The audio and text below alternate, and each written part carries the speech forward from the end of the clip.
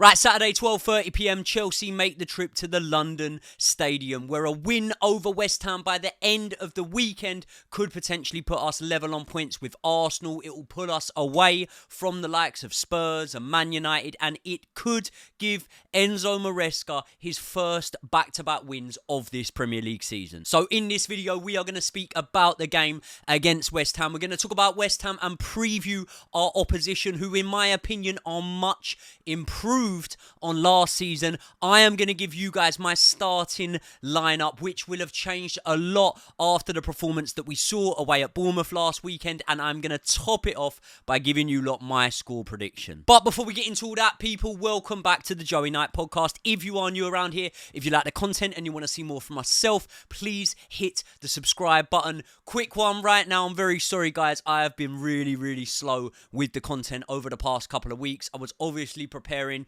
for my fight that happened last weekend in Newcastle. So now that is done, I'm going to be able to throw myself right back in to all of the content, starting with this game. Let's get into it. Now, the Hammers have endured a mixed start so far to their Premier League season, which has seen them only record one win in their opening 4 games, meaning these lot will be just as desperate for the 3 points as we will. And they're coming off a 1-1 draw with Fulham, which actually, when you look at the quality that Fulham have and the start they've had to this Premier League season, isn't even the worst result. But with the investment over the summer that the West Ham fans saw, with the appointment of an established manager in Lopetegui, I do believe that they would have thought that that investment and having that manager at the helm would be enough to be able to turn draws away at the likes of Fulham into wins away at the likes of Fulham. Because what with the likes of Kilman, Todibo, Wan-Bissaka, Somerville, Falkirk all brought in this summer for West Ham and added to a squad that already had the likes of Bowen, Kudus, Paqueta,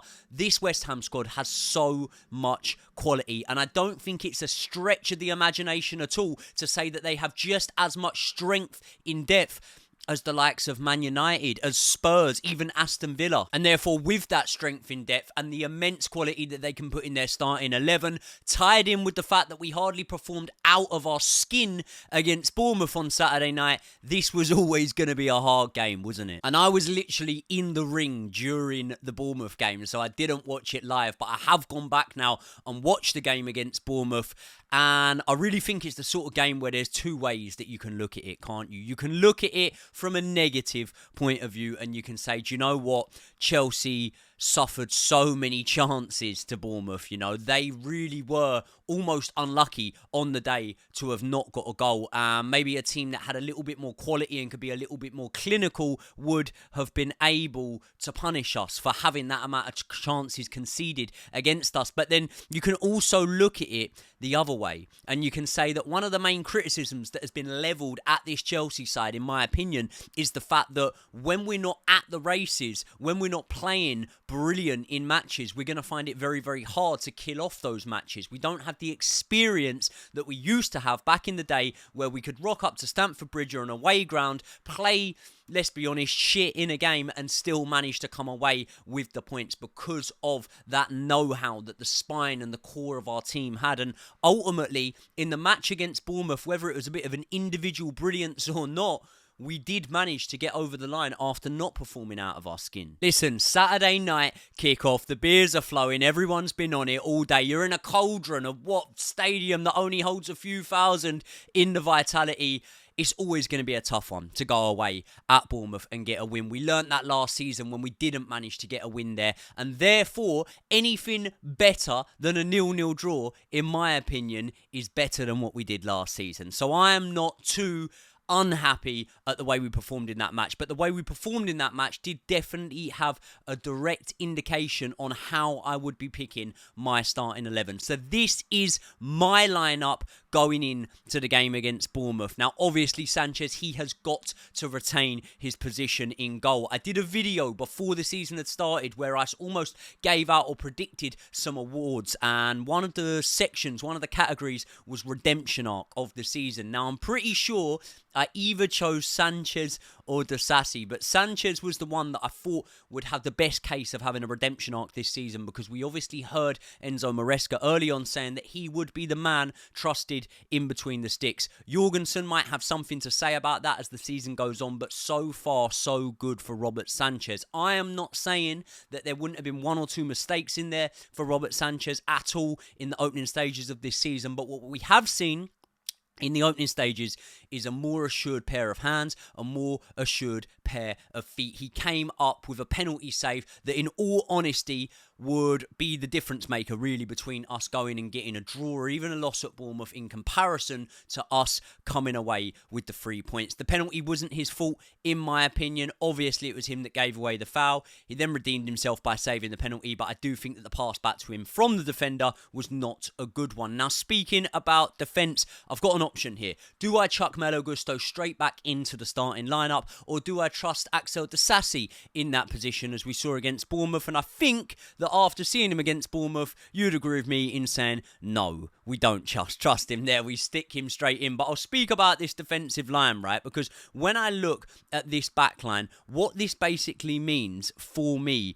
is the Cucurella will end up being the one that stays and doesn't invert. I do not believe that a defensive three of Malo Gusto, Fofana and Levi Colwill offers you enough defensive protection. I think you need a Cucurella in there. He's a bit more scrappy, very quick off the mark, quick with his decision making, and I think that he gives you a more assured defensive option. However, if you said to me who is better as the inverted fullback out of Malo Gusto and Cucurella, again I would probably say Cucurella, and that is why when Reece James eventually, hypothetically, if he ever does, come back into this team, that's when I think we'll see Malo Gusto replaced with Reece James. I think that Enzo Maresca will believe that the captain can offer us more defensively when he's part of a flat back three, and then we'll see Cucurella inverting a lot more. Now, one man who will be in the pivot is Enzo Fernandez. I'm bringing him back in for this game. Obviously, he was out with illness for the last one.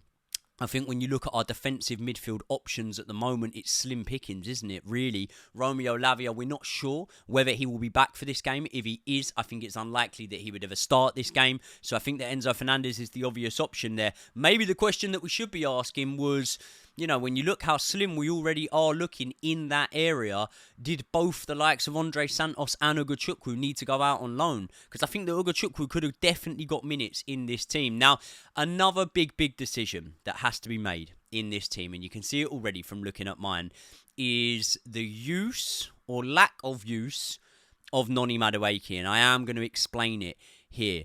For me, I do believe that so far this season we've seen that Cole Palmer's best position is probably in the 10. That doesn't mean that he can't play well out of that right wing position. You look at him last season, some stellar performances coming from the right wing, being the most influential English player in the league last season and one of the most influential players in the league last season. However, I do think that at some point or another, we need to really give Christopher Nkunku a run of games and a chance to prove himself as being the level of importance that we thought he would be when we brought him in.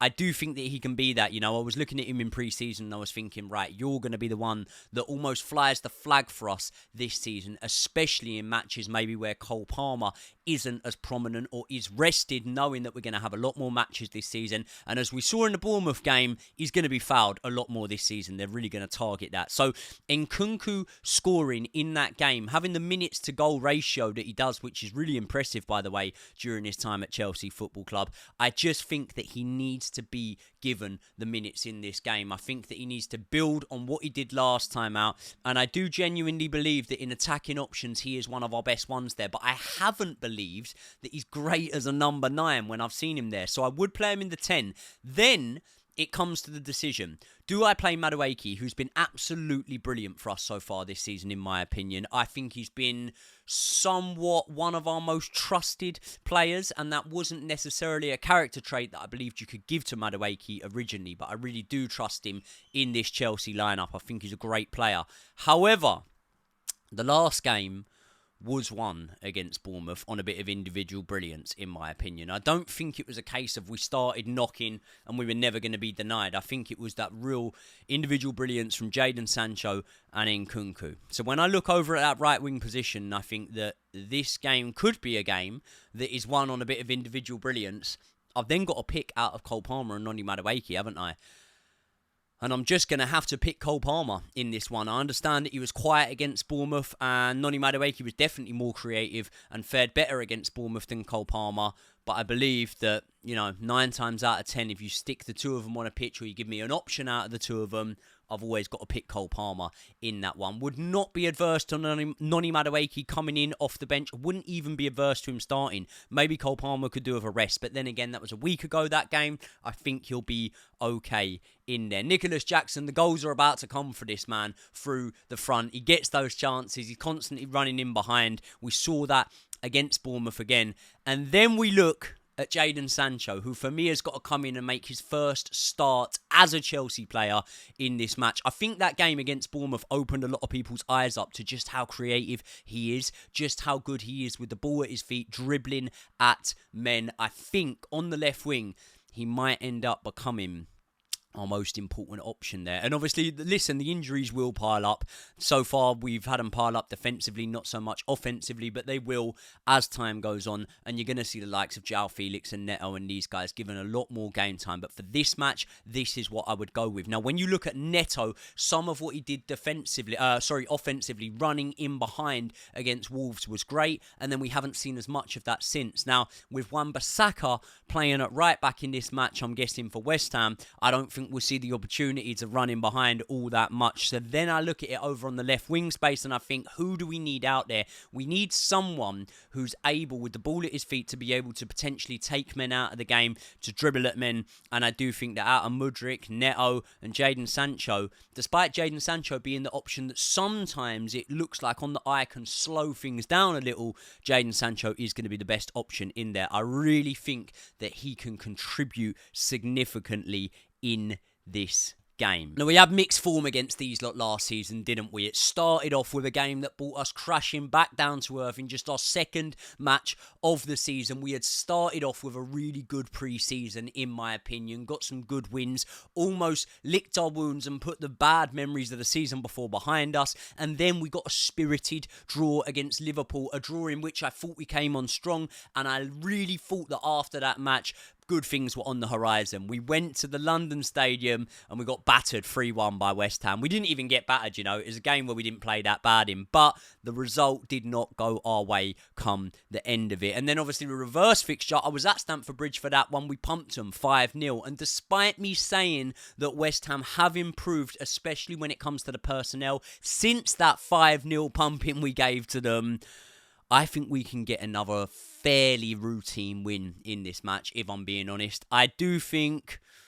Am I going to do it? I think I'm going to back a second clean sheet in a row for Robert Sanchez. And I'm going to go a 2-0 Chelsea win in this game. I think that obviously having the likes of Cole Palmer at full throttle in this game is going to be something that we're going to massively, massively need if we are to get over the line. But I do think that that sort of taste for what he can do in this Chelsea team on his debut from Jadon Sancho can be a big factor in this game. I think he'll be bang up for it, and I think that he will come into this one. I do think that he will make it into the starting 11 too, and I think he will come into this one hungry to get another goal contribution. People, I am back in the studio with Josh Aveste on Monday. We've got it booked for. And once again, thank you very, very much being patient with me. I was literally putting all of my concentration, all of my energy and all of my time into preparing for my fight that I had last weekend. For any of you who didn't see it, I lost. I lost by a point, I think, on the judges' scorecards. Won round 4 and 5, but I think I'd already lost round 1, 2 and 3. So, bit shit. Bit gutted about that, but it is what it is, and the content is going to be back literally, hopefully every day, if not every other day for you lot. So thanks again for sticking around to the end of another video, and I will see you all in the next one.